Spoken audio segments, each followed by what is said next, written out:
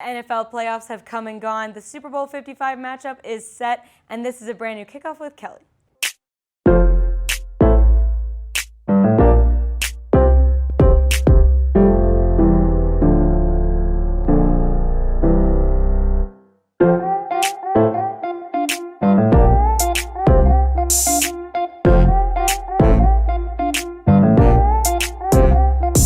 Good afternoon and welcome into Kickoff with Kelly. I'm Kelly Warner. It's been a while and a lot has happened since we spoke last. Let's take a look back at the conference championship games with another edition of Love It or Leave It.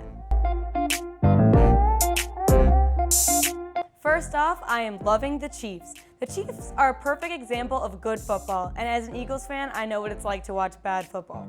I've been rooting for the Bills all season, but this game was always in the Chiefs' hands. Due to some Chiefs miscues, the Bills went up 9-0 early, but that lead didn't last long. Many of Kansas City's stars had a day on Sunday. Travis Kelce, possibly the greatest tight end of all time, set the record for a conference championship game with his 13 catches and tied Hall of Famers Kellen Winslow and Shannon Sharpe for most by a tight end in any playoff contest. Kelce and Tyreek Hill both exceeded 100 receiving yards in each of the team's playoff games this season. Hill had a franchise record 172 on Sunday. In 7 postseason starts, Pat Mahomes has thrown 17 touchdown passes and only 2 interceptions. Remarkable. The Chiefs and Bills have now met 4 times in the postseason. In the previous 3 instances, the winner of their matchup eventually lost the Super Bowl. But the Chiefs do roll into Super Bowl Sunday on a 5-game playoff winning streak. The last quarterback to beat them in postseason? Yep, you guessed it, Tom Brady. The Packers are leaving last week with another NFC Championship loss and left lots of points on the table. The Buccaneers turned 2 Packers turnovers into 14 points, while Green Bay turned 3 Brady interceptions into just 6. The Packers had a lot of issues on Sunday. Rodgers was sacked 5 times, but the biggest problem ended up being conservative play calling. As many games are, this game will be remembered for a single dumb decision. After Rodgers rallied the Packers to bring them to 31-23 and a potential shot to tie the game, LaFleur opted for a field goal on 4th and goal from the 8-yard line. Rodgers was clearly very dejected after the game and sounded unsure about his future, and who can blame him? Not going for it on 4th and goal like that was blatant disrespect to Aaron Rodgers. You have the likely MVP and you don't put the game in his hands? Huge mistake to say the least. And now Brady is going to his 10th Super Bowl and you have 2 embarrassing losses to the Bucs in 1 season, similar to the 49ers last season.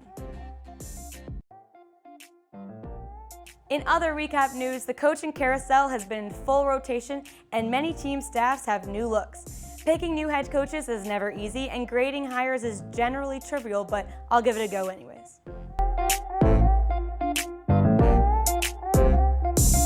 Starting off with the Jets and their hire of 49ers defensive coordinator Robert Saleh, I give this hire an A, mostly because it's anyone but Adam Gase. I like this hire because it's something totally different than what they had, and that's exactly what they needed. Someone new with a fresh outlook, and he has the connections to build a great coaching staff. Definitely interested to see how this goes for the Jets.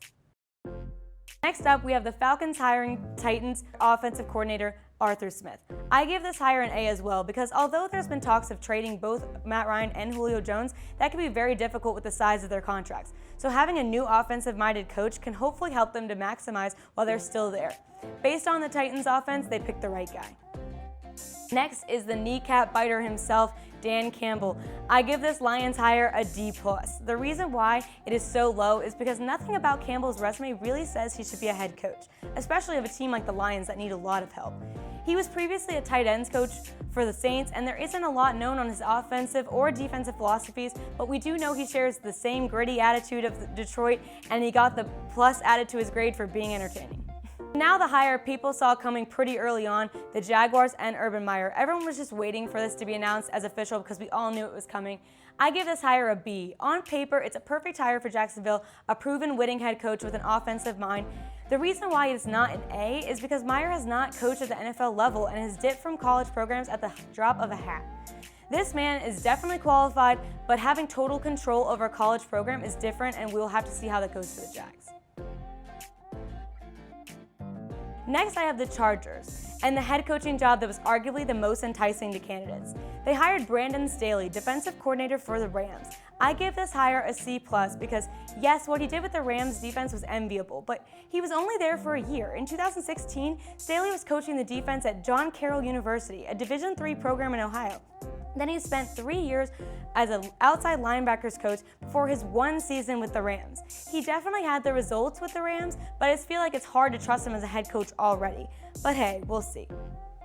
Lastly, we have the Eagles and a job I wasn't sure who would want besides Deuce Staley. They hired offensive coordinator Nick Sirianni. I give this hire a D, and that is because he is like Brandon Staley without any of the results. As reported, the Eagles' whole goal with their coach hiring process was to fix Carson Wentz. In trying to recreate 2017 magic, the Eagles hired Frank Reich Light. The young coach is probably going to be a puppet to the Eagles' ultimate problem, Howie Roseman. In my opinion, until Roseman is gone, nothing about the Eagles will really be fixed, so good luck to Sirianni anyways. That'll do it for this week's Kickoff with Kelly. Remember, brand new episodes every Thursday at 3 o'clock streaming on Facebook Live. And if you missed us, be sure to check it out on Penn State Sports Night's YouTube channel. I'm Kelly Warner. Enjoy your weekend.